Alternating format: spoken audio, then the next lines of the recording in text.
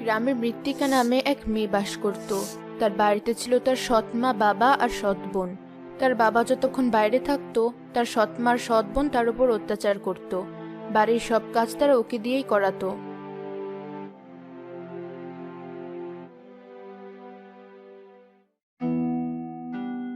কে রে নবাবের বেটি, ঘর মুছতে কি সারাদিন পার করবি?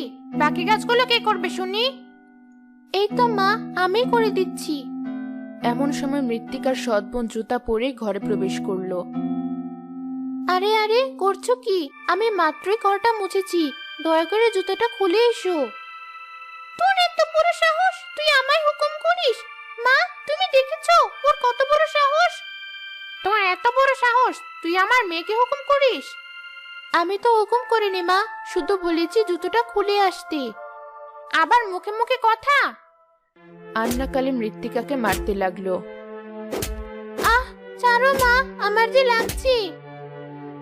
আর কখনো যদি দেখি যে তুই আমার মেয়ের উপরে হুকুম করেছিস, তো তোকে মেরেই ফেলবো। এখন কান্না বন্ধ করে ওই জায়গাটা আবার মুছে তারপর কাপড় কাচতে যা। মৃত্তিকা তার সৎ মায়ের কথা মতো ঘর মুছে